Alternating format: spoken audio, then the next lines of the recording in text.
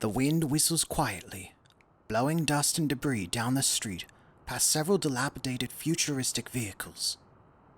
The somber scene is flooded with a harsh yellow glow from above, the entire sky an amber hue. Disrupting the quiet, a large rat scurries across the road, followed quickly by a young woman in tattered clothing. Oh no, you can't get away that easy. Leaping over the hood of one of the downed vehicles, her dark braids whip around, following her agile movements. In a panic, the rodent quickly makes its way toward an open sewer grate, desperately trying to escape. Noticing this, the girl unholsters her gun from her hip and stops in her tracks, taking aim. Bullseye! I'm gonna eat good tonight. Untying a bag from her hip, she places the fresh kill inside and secures the pouch back on her belt, along with the gun. Her moment of victory is cut short, however, as a strange groaning sound fills the air around her. Tensing up, her eyes dart all about, trying to find the source of this odd noise. A stone's toss away, a deep blue rectangular shape fades into view. Her eyes widening, the girl takes only a moment to watch, before crouching down to hide behind one of the nearby vehicles. Slowly gaining color and mass, the wooden frame of the TARDIS is now fully visible. A moment of silence passes, before the doors at the front swing open, to the amazement of the girl in hiding. Do you think we'll see anyone rock some Earth moves that I'd recognize? Something retro, like disco? I bet, whoa. It's possible, but it depends on the anthropological insights of the other guests. My best guess, disco and breakdance are the same things in their mind. Oh my. Stepping out behind Jesse, the Doctor looks out at the world around him. Not a moonlit gala filled with sophisticated dancers, but a dilapidated city street beneath a pulsating yellow sky. Did we make a wrong turn? In space somewhere? I didn't think so. Unless perhaps... Oh, that's quite odd. What? It seems as if my speech is being monitored somehow.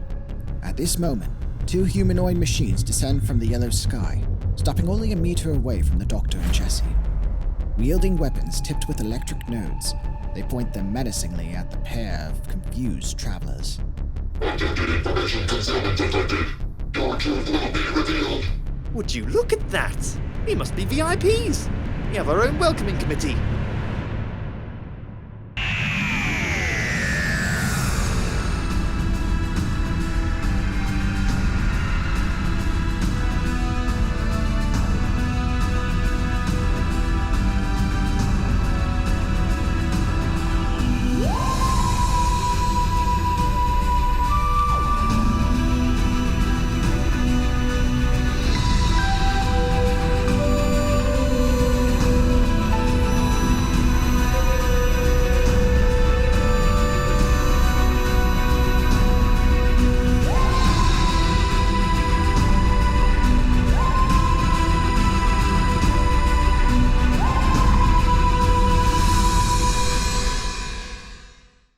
An eerie silence fills the empty street as the Doctor and Jesse stare up toward the floating mechanical threat a meter above them, blue sparks emanating from the tips of their strange scythe-like weapons.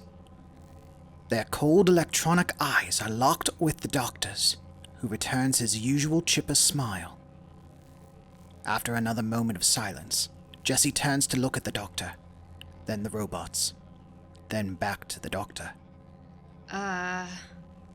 Sorry, I was just taking a moment to think. Is it really that odd when I don't start running my mouth at the first opportunity? Yeah, it really is. Noted. Now for you, information concealment. You think one of us is trying to hide something? Affirmative. All knowledge must be laid bare. All truth will be revealed. One robot responds while the other remains silent. Jesse lets out an exasperated sigh.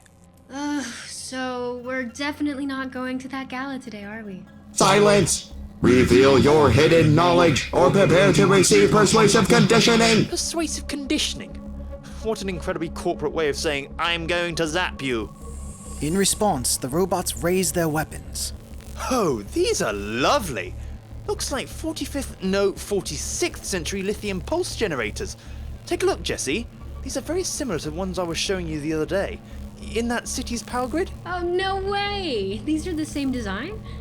But they're so compact. How do they output the same voltage? These appear to run on lithium oganescent oxide as opposed to lithium cobalt. That allows it to... Will you two shut up already?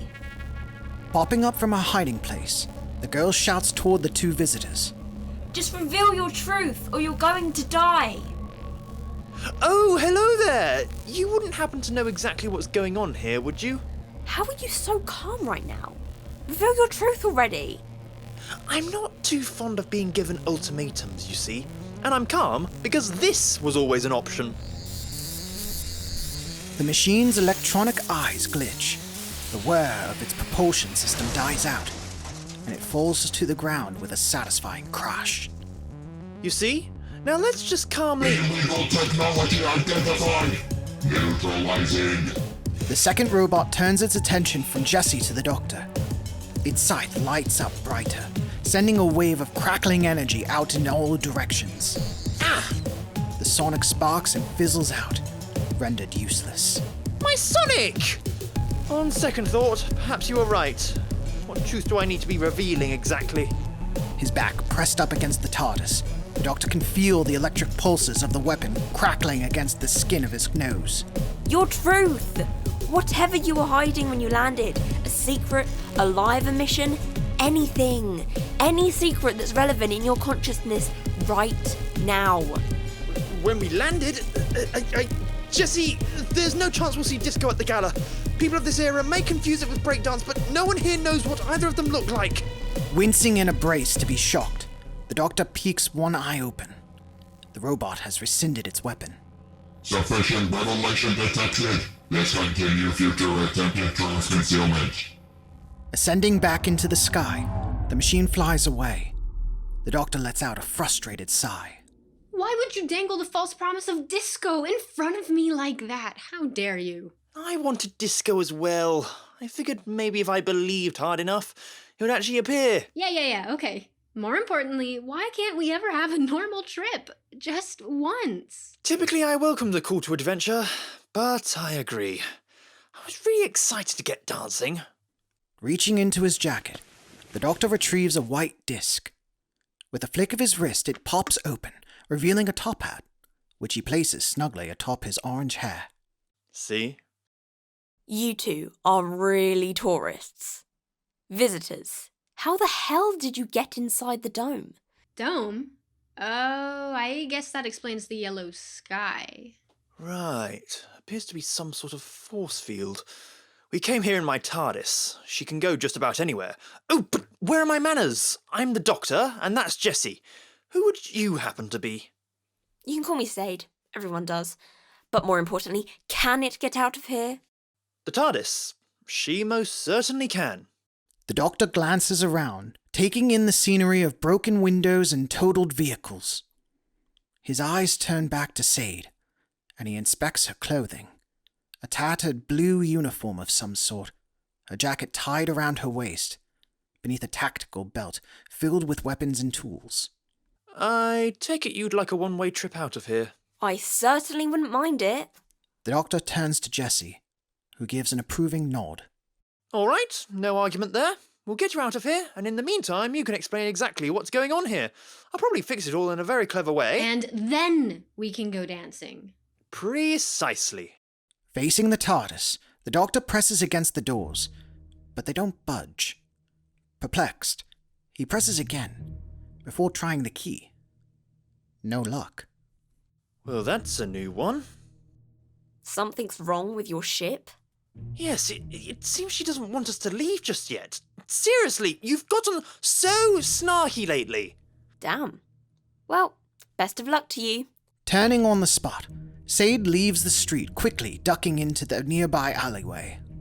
Hey, wait a sec. We should follow her, right? Yes, same plan, different order. I'll have to start by fixing things and being very clever. With that, the well-dressed duo follow Sade through the alley and into the city.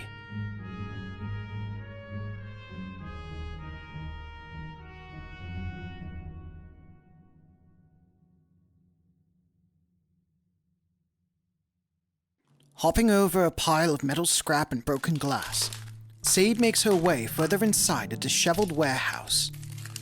The amber light of the sky outside pours in through broken windows and onto the floor, which is filled with empty shelving units and bits of rubbish. I wasn't joking earlier, you know. I really think I might be able to help if you just explain what exactly is going on here. Excuse me! Briefly glancing over her shoulder, Sade rolls her eyes and continues to navigate the warehouse, trailed closely by the Doctor and Jessie. No offence, but you're out of your depth. This is no place for travellers. I've got my own problems. I don't have time to take care of you two. Well, good news! We won't take up any of your time if we talk! The Doctor jogs to catch up with Sade, before turning to face her as he walks backwards, keeping perfect pace. While we walk! Fine. But like I said, I'm not responsible for protecting you. Of course. Honestly, I'm a little offended at the implication that we'd need it. Sade scoffs at that, and shakes her head. I suppose that's the first thing I should mention. Honesty. This whole city is under a truth field. Don't try telling any lies. Oh, that's what's been monitoring my speech. But I can normally recognise the effect of a truth field. A quaint technology. I have more experience with them than most. Here, I don't feel anything restricting me from lying. Not that I've wanted to. Yeah, well, this isn't exactly a quaint truth field. It doesn't stop you from lying, it detects when you lie. And then it kills you. Wait, what? Jessie stops for a moment, taken aback. That can't be real, Doctor? It's very real. As soon as you water a single eye, a localised high-frequency pulse stops your heart. Not a fun way to go. You're serious? Why the stars would anyone want a truth field that administers heart attacks?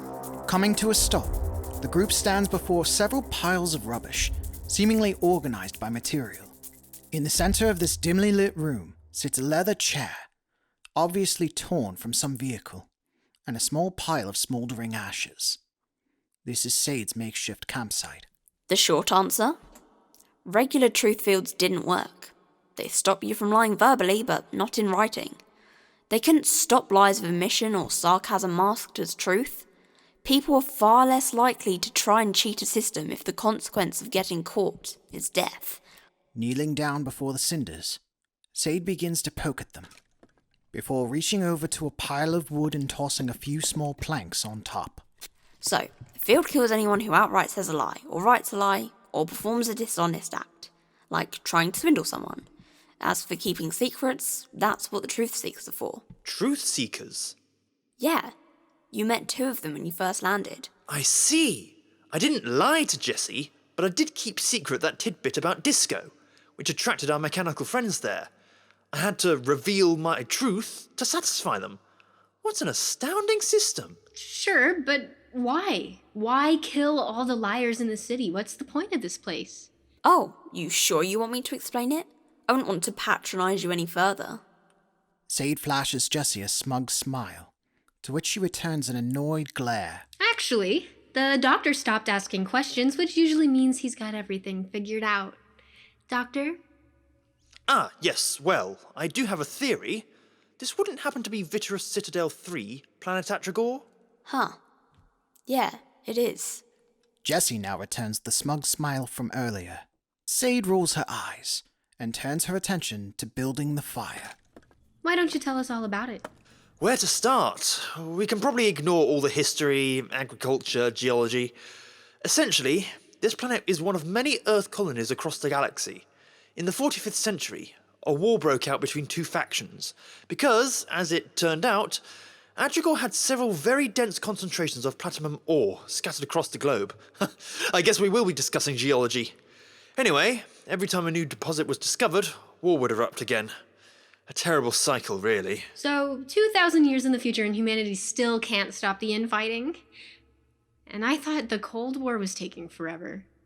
Actually, at this point, most of humanity has grown past the disputes of race, religion, and ideology. Atragor is a bit of a special case. The Doctor nods his head over towards Sade. Much of the population was radicalized by two opposing zealots, who saw fundamentally different futures for Atragor. Everyone in this city is likely one of those who rallied behind them. Call it radicalisation if you want. Commander Griggs is right. There's only one reasonable use for this platinum, and that's trade. Right, sorry, I didn't mean to... No apology necessary. You don't live here. You wouldn't understand. So, what's any of that have to do with this weird yellow truth city? Ah, yes. These citadels were established in order to curb the conflict, in favour of peaceful negotiation. Military leaders would enter here and try to talk their way through territory disputes. Without the allure of dishonesty, real progress was often made. And it worked, too. There hasn't been a battle in months, but... Commander Shefflin Griggs and Grand Marshal Shigechi Tanako met here for what would hopefully be their final negotiation. Unfortunately, tragedy struck. A freak accident. There was a solar storm right as they were meeting. The conference centre got scorched, and they both died. Sade stares into the newly crackling fire, a look of gloom welling up in her eyes. The truth field, the force field, the whole dome system was programmed to only deactivate once they came to an agreement. Don't see that happening anytime soon now, considering... So, you're trapped here just like that? I thought this place was designed to kill you if you lie. Why would dying softlock the whole system? There's a protocol in place for that. If someone lies, a replacement is appointed to continue the negotiation. But the opposing negotiator needs to approve it. We never imagined both negotiators would die simultaneously. Yes, the tale of Iterus 3 is truly a bizarre one. What's more, no one is exactly sure how the dome came down. But as it is starting to become routine, that's probably my doing. Feeling extra cocky today, are we? I'd say it's well earned, no? Wait a minute. The dome came down. When? Oh, well, it hasn't come down yet, but... Don't you dare keep a secret. Not in here, my one safe place. Right, sorry. My TARDIS. She travels in time as well as space. I've heard stories of this citadel, of Atrigor, from many years in the future. So the dome comes down. We all get out of here? Probably. I can't say for certain. This isn't exactly a fixed point. Sade scans the doctor's face, searching for something to put her faith in. But I can tell you this, and you know I'm not lying. If you get me to that conference centre, I'm confident I can figure out a way to bring this dome tumbling down. Metaphorically, of course. Taking only a few seconds to think, Sade rises to her feet and begins rummaging through her piles of collected scrap. Alright, I can get you there, but we need to be very careful not to get caught.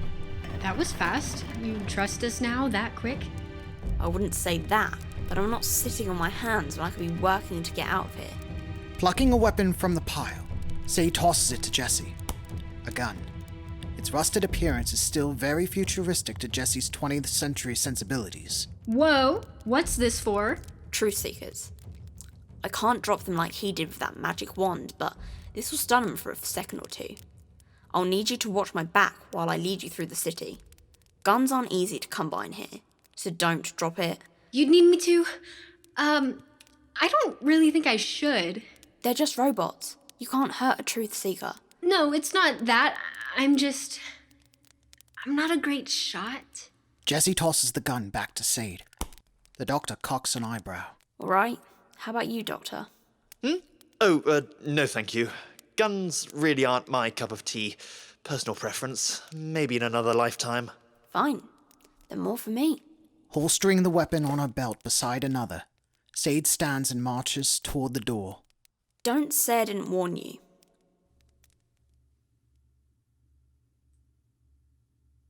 Peeking her head around the corner of a building, Sade scans the street for any potential threats. Turning back to the doctor and Jessie, she gives them a wave. It's safe to proceed. What are we hiding from? I thought the truth seekers only attack you if you're being secretive. Well, strange thing is, I think there might be a couple of them trailing us. At least at a distance. Not sure. But if they were all we had to worry about, this would be a cakewalk. Dashing into the open, Sade leads the group to a new vantage point, crouched behind a broken-down transport truck. There are two factions of soldiers stuck here. Remember that. And even if we didn't hate each other, plenty of those soldiers defected. Every man for himself, you know? Not everyone is as nice as me. Wait, when you tried to give me that gun, you said... Slapping her hand over Jessie's mouth, Sade shrinks down as far as possible behind the truck. Damn. There are 2 of Tanako's men keeping watch over there. Angrily pulling Sade's hand from her face, Jessie gives her a glare. Okay, so why don't we just go a different way? Because they're protecting the scrapyard. It's the only place we can find a working vehicle, unless you want to leg it 10 kilometres to the city centre without being spotted. Might be a little hard with your glow-in-the-dark friend there. Sade gestures to the doctor's spotless white 3-piece suit. I'm sorry, I wasn't exactly expecting to partake in espionage today. Well, we can still make do. Reaching up, Sade snatches the top hat from the doctor's head and tosses it into a nearby alley. Hey! All right, enough. 3 things. Number 1, I hate to say it, but that was quite rude. Number 2, if you can outline the quickest way inside the scrapyard, I can probably create a distraction. Distraction? Yes, this truck. It's been dismantled for parts, but it looks like the radio is still intact. I can probably reroute any power stored in the backup system, make some noise. It's a simple job. Don't even need my sonic. Good thing too, considering. So you're handy with tech. That's good, because there's a padlock on the gate to the scrapyard. I was just going to try shooting it. Shouldn't be a problem. Actually, Jessie, you can probably handle the radio, no? This one looks like the ones we tinkered with together. It's a simpler version of the transdimensional comm container. Oh yeah, I've taken that apart about 100 times now. Great. So you'll handle the distraction? I'll handle the distraction. It'll be a DOS. Just route the power through the twin point disconnect. No, I think you should do it. I don't know this stuff as well as you do. All right, maybe next time. So that's it then. I'll rig the radio while you 2 make it over to the gate. When I crank it up, you shoot the keypad, make it inside, and have the car all warmed up for me by the time I catch up with you. Have I missed anything? Just one. What was your 3rd point? Ah, right. If there's one thing you should know about me, Sade, it's this. I hardly ever leave home unprepared. Reaching into his jacket, the doctor retrieves another white disc, which he flips open into a second, slightly taller top hat, and places it on his head. Chop chop, we've got work to do. Reaching up, the doctor pulls open the truck door above him and quietly crawls inside. As he fiddles with the dashboard, Sade leads Jessie across the street, ducking behind several more downed vehicles and avoiding the gaze of the guards at the gate. Okay, there's the gate. You ready? Ready as I'll ever be. Turning to face the doctor, Sade signals him across the street with a thumbs up. A moment later, raising their guns, both guards dash across the street, right past Sade and Jessie, toward the source of the noise. Stopping several feet from the truck, one motions for the other to investigate. Shuffling nervously in his dirty grey uniform, he complies and slowly approaches the driver's side door. As he's about to peek through the window, Surprise! the doctor swings open the door, knocking the guard to the ground. Before the second can react, the doctor removes his top hat, pulling it down over the eyes of his would-be attacker. Capitalizing on the confusion, he pulls the gun from the blinded guard's hand. After staring at the gun and pondering his options for a moment, the doctor haphazardly tosses the weapon away and makes a break for the gate. This suit was not made for running. Approaching the gate, the doctor passes by the smoking padlock, through a thick metallic doorway, and into an open scrapyard filled with an assortment of weapons, vehicles, and all manner of mechanical components. A humming noise fills the air as Sade and Jessie descend in a flying vehicle and open the door for the doctor to enter. Hop in, hurry! Grabbing the doctor's hand, Jessie pulls him inside while Sade pilots them up into the air, narrowly avoiding the blasts of the guards who have just arrived. Flying out of the scrapyard and over the city, they start their trip toward the center of the dome.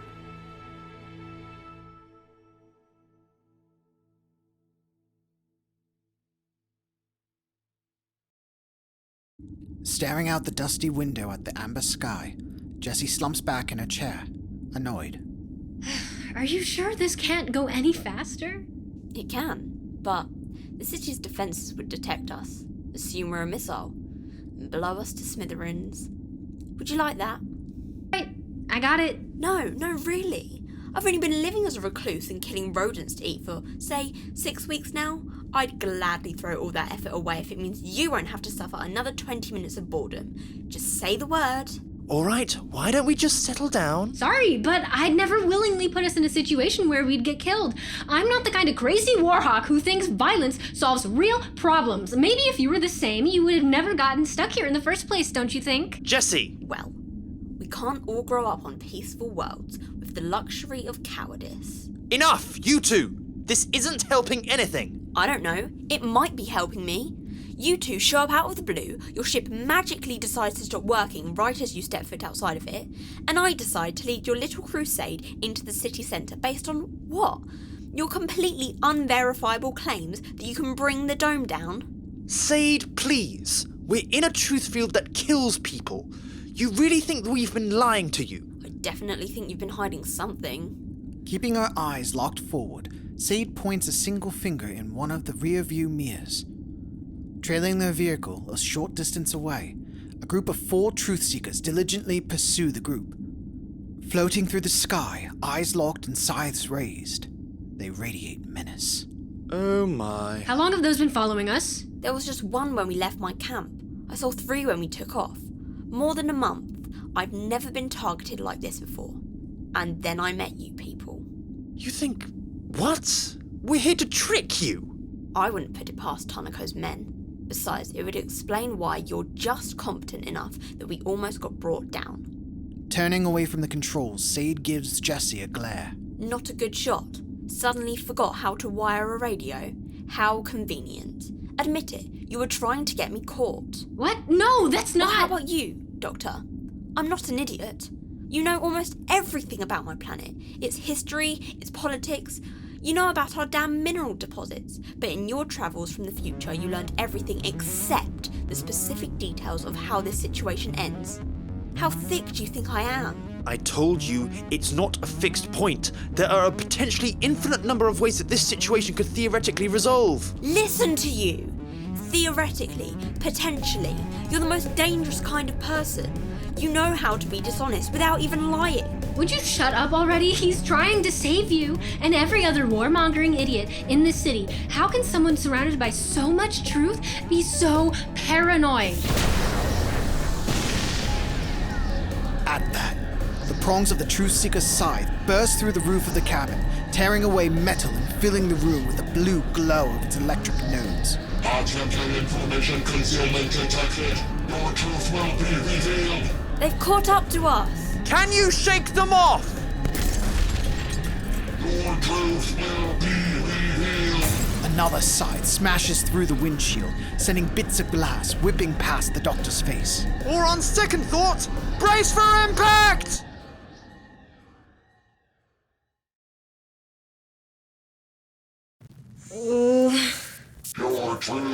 Your truth, reveal your truth.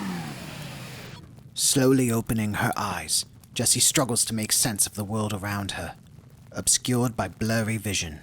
Take it easy now. It's not every day one falls out of the sky. Present company excluded, of course.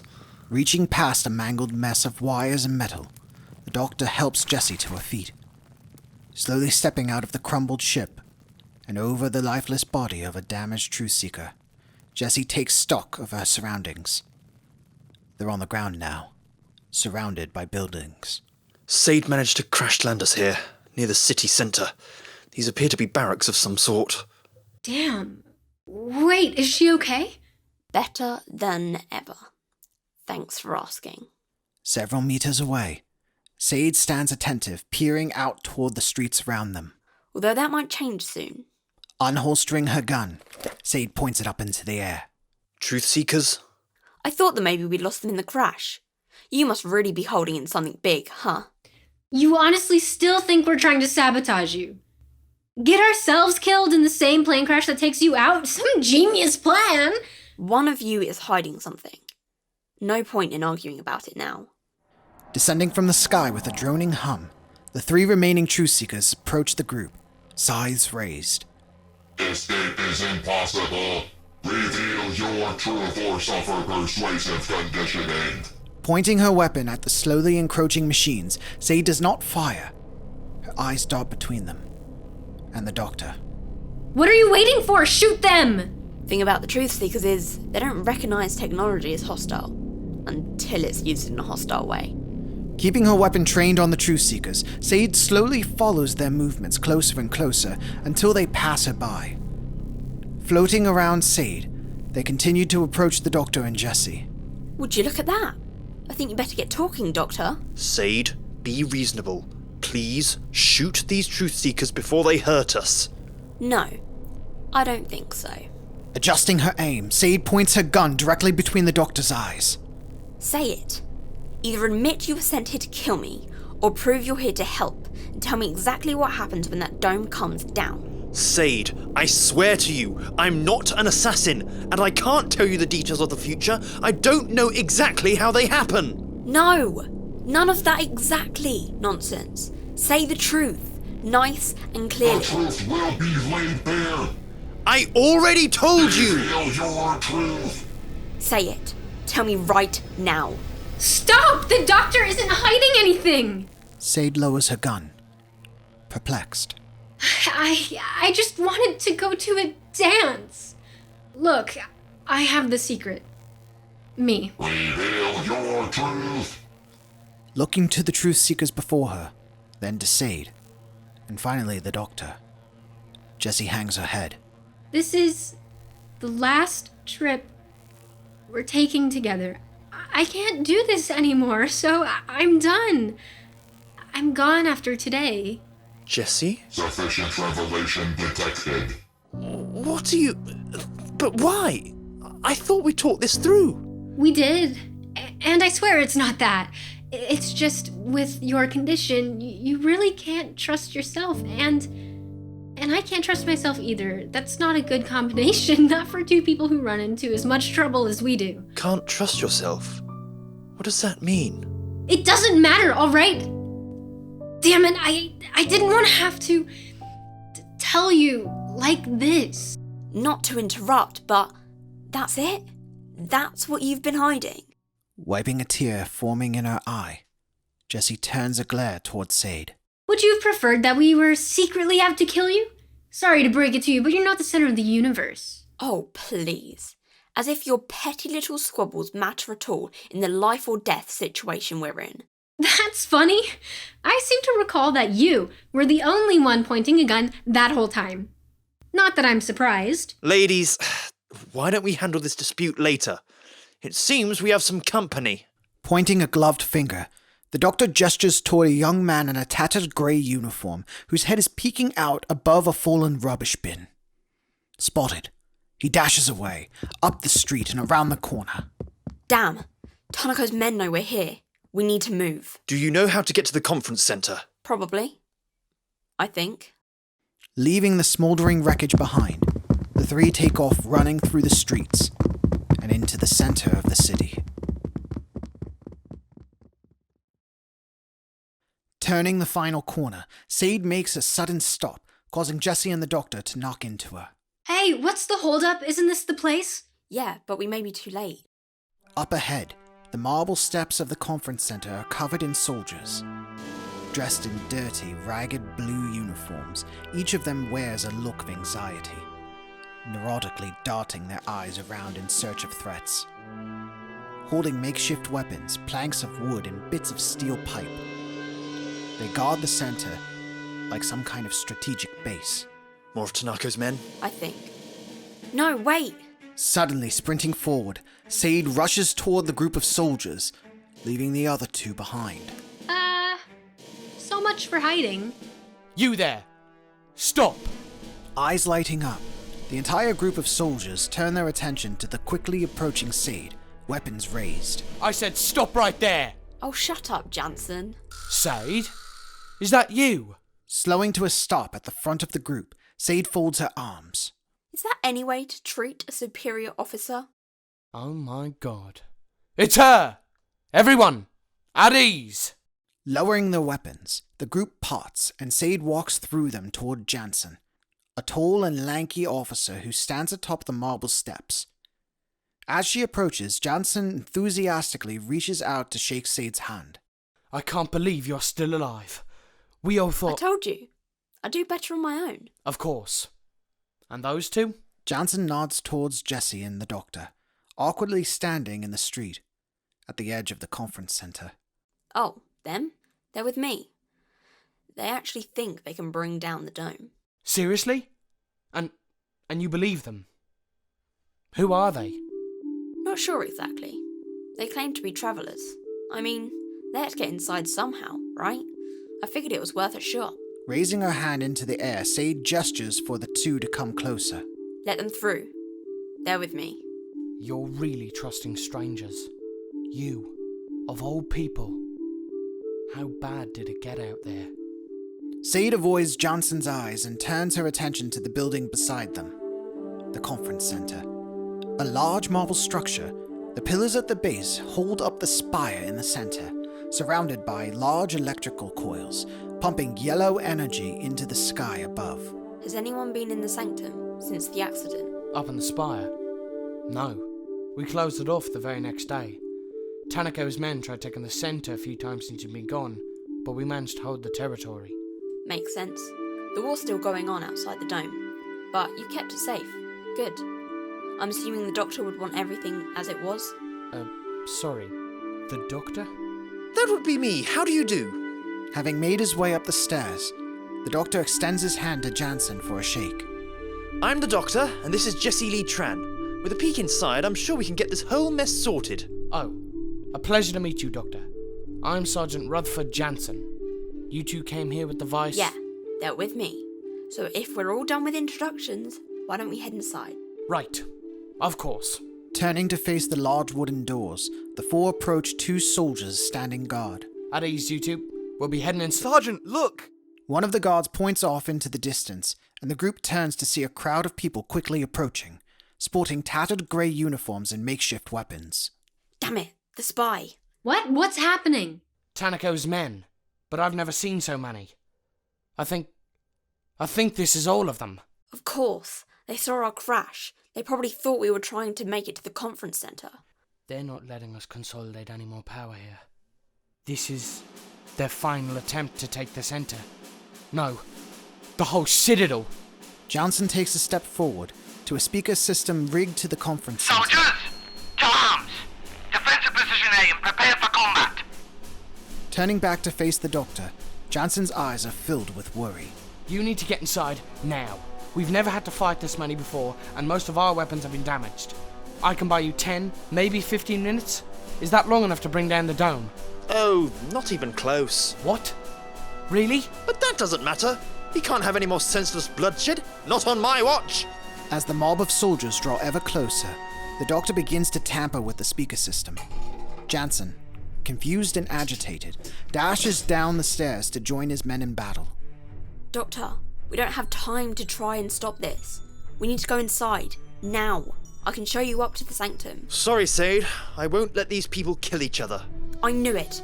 I knew I should have... Whatever. I'm not dying here today. Shaking her head in frustration, Sade turns away from the group, heading down the stairs and away from the conflict. She's stopped in place, however, as Jessie grabs her by the arm. Seriously, you're gonna bail? Just like that? Get off of me. I know you don't like me, but come on. You're better than this. Oh yeah? And how do you know that? When we first landed, you saved us. You didn't have to, but you did. Pulling her arm away, Sade locks eyes with Jessie. We've been over this. You don't understand what it's like, what life on Atrigor has been. That's Atrigor.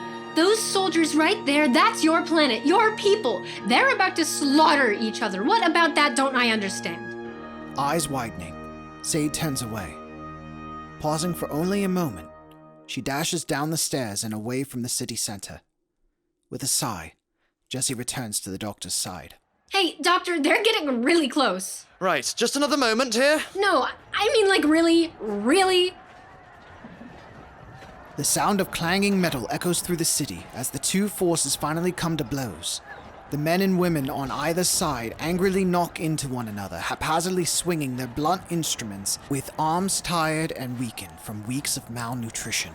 As usual, I'm a bit tardy, but I think I'll still get a passing grade. There we are.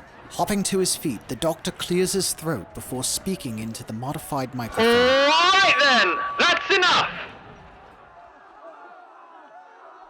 Echoing past the city center, the Doctor's voice rings through the entire citadel, reaching the far edges of the amber dome.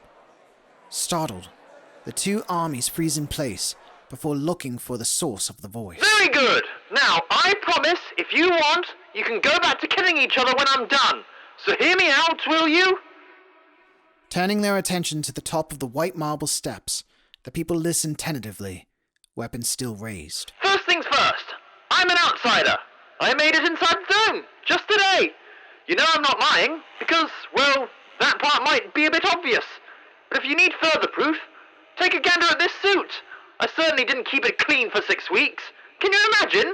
I really am a visitor.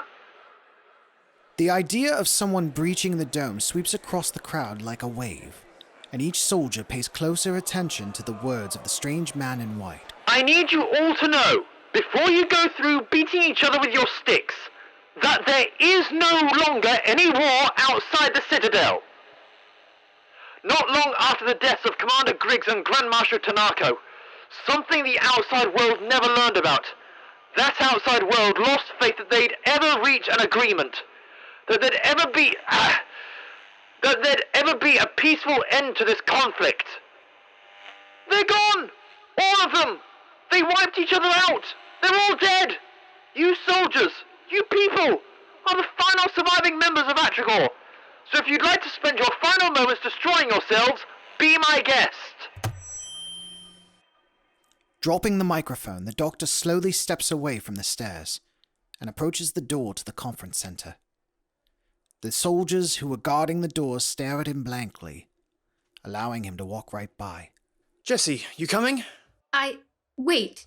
Down on the street, the people chatter amongst themselves. Looking around in confusion and fear, they drop the weapons. One by one, they walk away from the street, formerly a battlefield, without taking a single life. Up at the doors to the conference center, the Doctor pushes them open, with Jessie close behind. So you knew? You knew the whole time? That's what you were hiding from Sade? Something like that. If I had told her all that, you think she would have helped us get here? Not likely. Whew. Leaning against the wall, the Doctor makes his way to the stairs leading up to the spire. I guess I'm not surprised. Are you okay? Well, it's entirely possible I twisted my ankle in the crash, don't you think? Here, could you help me up these stairs? Perplexed, Jessie allows the Doctor to lean on her as they make their way up to the spire and away from the somber scene outside. Reaching the very top of the stairs, Jessie helps the Doctor hobble into the sanctum, a circular room, walls covered in screens and controls. In the center of the room sits a single table and 2 chairs, scorched pitch black. Yes, it appears to be a... Could you help me over to that screen there? Helping the limping Doctor over to the far wall, Jessie gives him a concerned look. Are you sure you're okay? This seems worse than a sprained ankle. Well, I can't really feel my leg all too well at the moment, but that doesn't matter, we're so close! Reaching the screen, the Doctor quickly runs his fingers over the controls, and soon it springs to life with a soft blue glow. Wonderful! I've got this covered here. Jessie, could you please move those chairs away from that table? The chairs? Yes, please. Giving the Doctor another suspicious look, Jessie lets go of him and makes her way to the center of the room. Gazing upward, she sees the very center of the ceiling, or where it used to be. A solar storm did this? Blew a hole straight through the ceiling? Essentially, it seems the damage to the roof was due to the shield generator momentarily overloading. All that rebounding energy went down into this room instead of up into the sky. Lifting one of the chairs, Jessie carries it to the other side of the room.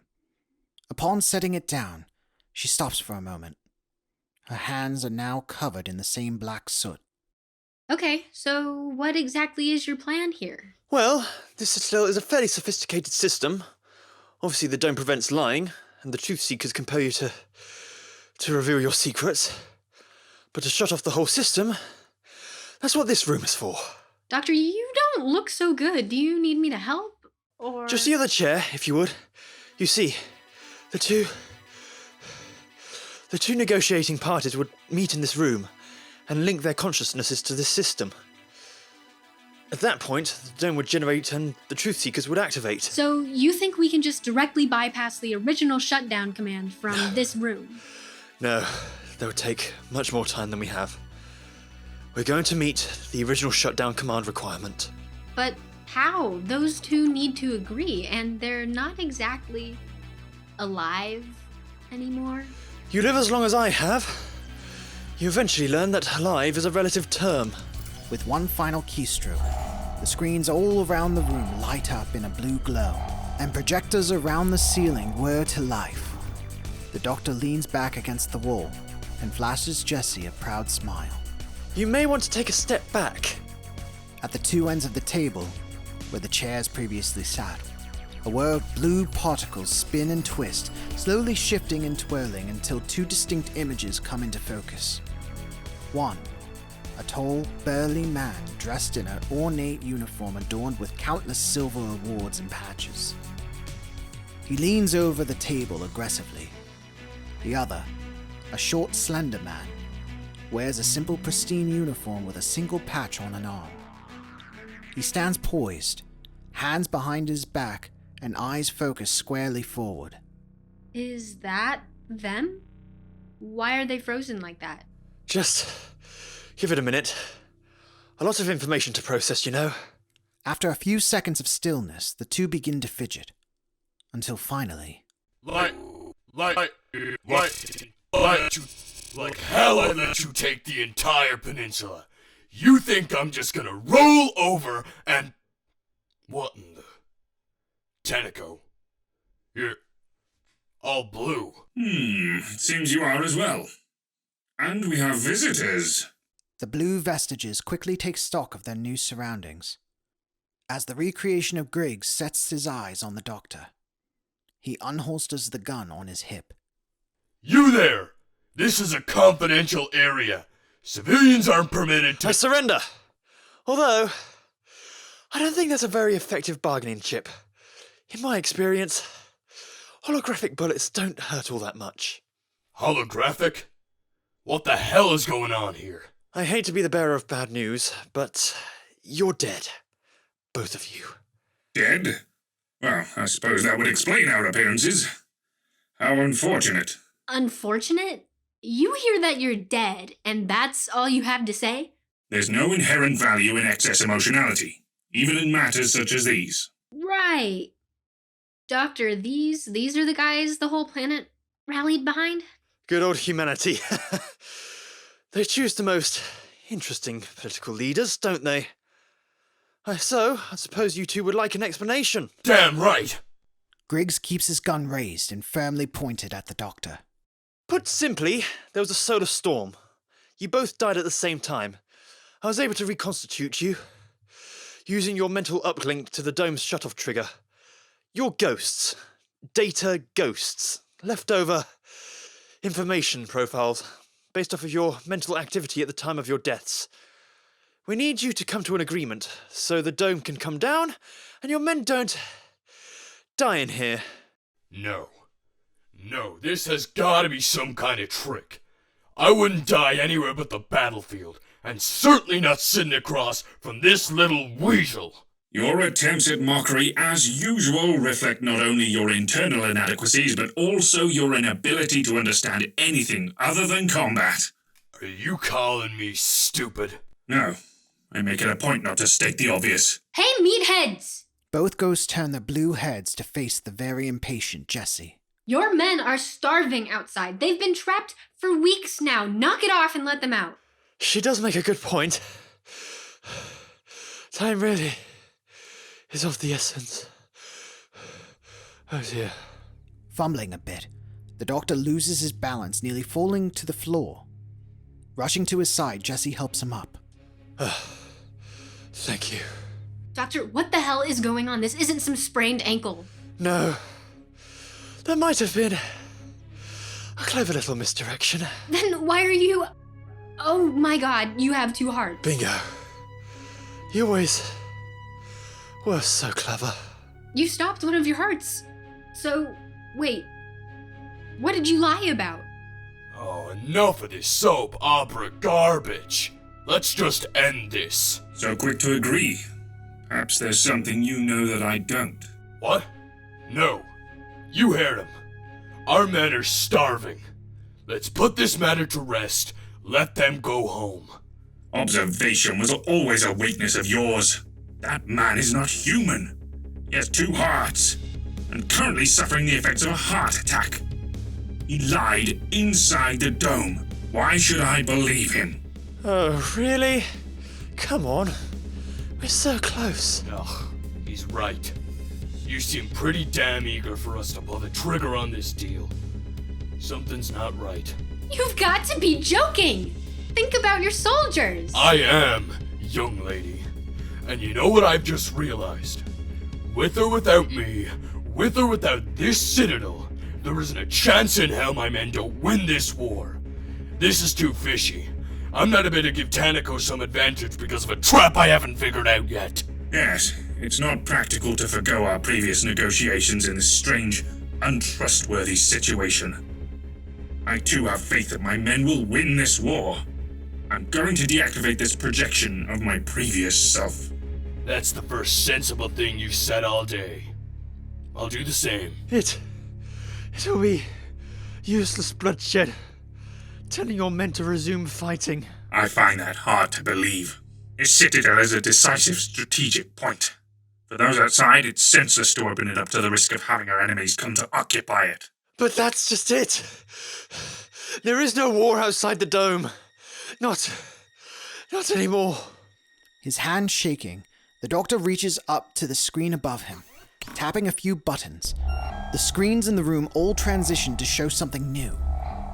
Wide open grassy fields beneath an indigo sky, speckled with white flags as far as the eye can see. Without you two, without your influence, they stopped fighting. There's finally peace on Antragor. What you're doing now is enduring. Eyes fluttering shut, the doctor collapses to the floor, unconscious. Doctor, wake up! Without us, our world knows peace. You're not seriously buying this, are you? You saw the world outside, same as I. Our planet is better off without our influence. Leaning over the table, Tanako extends his hand. I will agree to a complete ceasefire if you do as well. Let us send our men home, Sheffland. Now wait 1 minute. What are you waiting for? Just agree already! It might restart his heart! See? That right there. This is classic manipulation. No, sir. It's not. Sade? I thought... I know. Don't worry. I heard everything. Turning to face Commander Griggs, Sade snaps to attention before offering a salute. Vice Admiral? What are you doing here? Sir, I trust this man with my life. You should listen to what he says. Who is this woman? This is Vice Admiral Amelia Sade, my right hand. Sade, are you sure about this? Absolutely. And, with respect, sir, shake his damn hand already before my friend dies. Copy that, Vice Admiral. Turning back to meet Tanako's eye line, Griggs reaches out, and the two shake hands. For the first and final time, they come to an agreement. Their digital vestiges fade away, pixels dissolving back into the dark.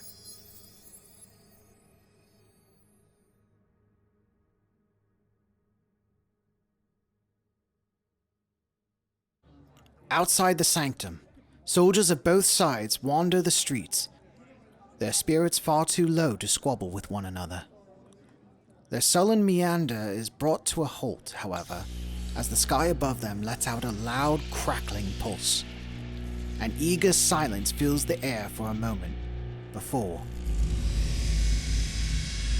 the yellow glow of their prison softly fades, revealing the deep purple of the natural atrigal sky. The silence is quickly replaced with a roar of pounding footsteps beneath the whoops and cheers of one people finally free. Inside the sanctum, Sade stares up through the hole in the ceiling. Tears welling up in her eyes, she gazes upon the familiar sky for the first time in what feels like years. You did it! You actually did it! Oh, well, of course I did. Like I said, that tends to be how these things work out. One hand on his chest, the doctor slowly sits back up. His heart is beating once again. Although this was one of the closer calls, I have to say. Grinning from ear to ear, Sade looks to the doctor, then Jessie, before dashing out of the sanctum to a window at the top of the stairs. And you were right. Look. After carefully rising to his feet, the doctor joined Sade at the window. Far out, beyond the edge of the city, lay the lush green fields of Atragor, dotted with its people, quickly approaching the citadel to provide aid. Everyone's still alive. So your lie, it was about the world being destroyed? I needed to make sure that when the dome came down, the people trapped inside didn't re-spark war for the outside world again, creating a shared tragedy. That helped them remember just how petty their squabbles really were. Which leads me to my next point. The doctor turns to face Sade, stern eyes behind a bright smile. As I understand it, you are now the highest-ranking military authority on the planet, Vice Admiral Sade. I think I see where you're going with this. Don't worry. If there's one thing I learned today, it's to have a little more faith in my fellow man. Wonderful. I won't keep you any longer. Go home, Sade. Don't have to tell me twice. But, Doctor, one last thing. Sade nods her head back toward the sanctum. Inside, Jessie sits on one of the blackened chairs, absent-mindedly staring at the floor. Don't let her go too easily. She deserves you. Giving the doctor a playful punch on the shoulder, Sade quickly makes her way down the stairs and out toward the world she loves. I wouldn't have sat on that chair if I were you. You'll get ash and soot all over that beautiful dress. Walking back into the sanctum, the doctor stops right before Jessie. Although perhaps I'm just overly conscious of it. I do tend to wear a lot of white. So everything's just fine to you? Standing up to face him, Jessie searches the doctor's eyes, trying to find his true feelings. You don't have some big grand speech? Nothing to say? Speech? You know, it's terribly difficult to talk on a subject I know nothing about. Why didn't you tell me what's going on with you? Never mind. I'm sorry, today's been crazy. I shouldn't make this all about me. Can you just take me home now? I don't want to drag this out with a sappy goodbye or anything. Turning away from him, Jessie heads toward the stairs. No, I really think we should sit down and work this out. There's nothing to work through. Jessie is stopped in place as a yellow barrier pulses into sight right at the tip of her nose, blocking the door to the stairs. Turning back, she sees the doctor, standing at the controls by the wall. Wincing in pain, he quickly grabs a chair and takes a seat. I've reconstituted the truth field just inside this room. As expected, it seems to have stopped my left heart again. On the bright side, you know I won't be fibbing. What? Doctor, you're bugging right now. Turn it off. Not how it works. You know that. We need to come to an agreement. You gotta be kidding me. This is... Wincing again, the doctor lets out a slow breath, bringing his hand up to his chest once again. Darting her eyes all about the room, Jessie tries to find a way out. Letting out a sigh, she grabs the other chair and places it squarely in front of the doctor. The two lock eyes. The doctor smiles. Jessie does not. Glad you could join me. Look, we just need to agree, right? Let's agree that we're done traveling together. Easy. Jessie extends her hand for the doctor to shake. Glancing at it, he smirks. Sorry, that won't do. Oh, come on! You're gonna die! What happened, Jessie? You promised me. You promised that you'd help me work through this block in my mind. What happened to that? I know, and I meant that. I just realized that you'd be better off without me. I might just make it worse, and it doesn't matter. You honestly believe that? That You'd make things worse. I haven't dropped dead, so... Yeah, I do. Well, let me tell you what I believe. I need you, Jessie. This regeneration, this life, something went wrong. I think I can probably fix it before things get too nasty, but not without you. Not without your help. I'm scared, Jessie. I know, and I want to help you, but this isn't just me. Not anymore. You're scared too. Jessie's face flushes white, surprised. I'm not sure why. And you don't have to tell me if you're not ready. Ugh. Slumping lower in his chair, the doctor's breathing becomes more labored. Jessie stands, looking for some way to help or support him. All of time and space sit waiting for me, in the palm of my hand. But I don't know my own future. No one does. Doctor. I know this, as sure as the stars themselves. We need each other. But... We need each other, Jessie. You really mean it? Cross both hearts, and hope to die. Okay. I'll stay. I'll stay! Brushing his extended hand aside, Jessie embraces the doctor in a tight hug. I'll stay with you. Stella. The amber glow of the truth field fades away, bathing the sanctum in the soft moonlight of the Atragor night sky.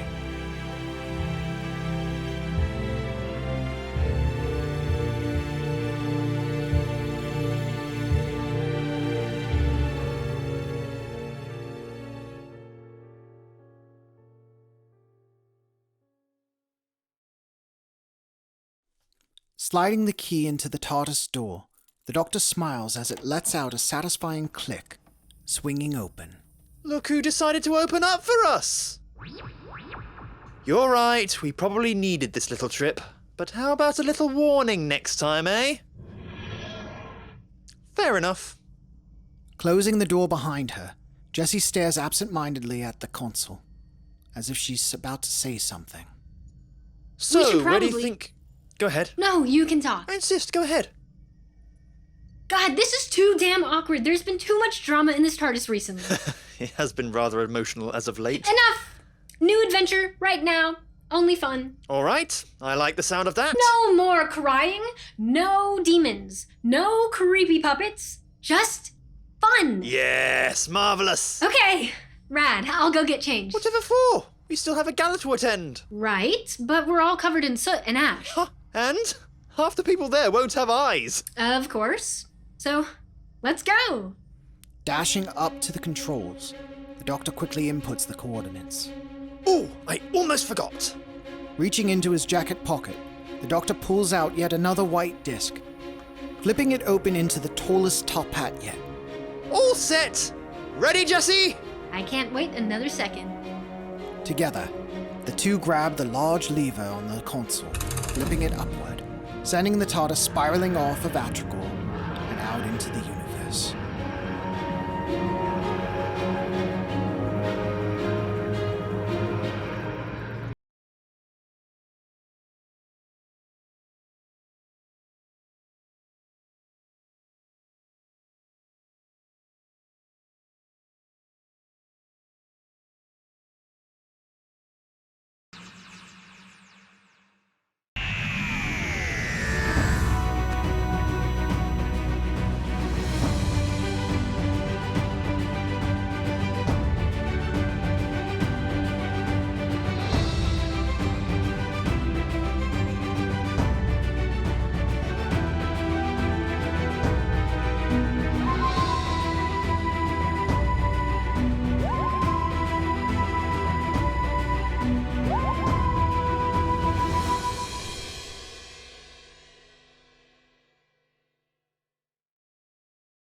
It's good to be back. Now that we've returned from hiatus, hopefully we can get right back into the swing of things. So what'd you think of this episode? It's actually one of the first ideas I had for a story when I started this project nearly a year ago. And of course, we'll be back this time next month with episode 7, Beneath the Blood Horizon. And for the first time, I can even show you the episode artwork a month early. Check that out. Ooh, I wonder who these new characters are. Anyway, thank you so much for watching. I want to give a special thank you to my patrons. My Patreon is really what keeps this series alive. Stay frosty.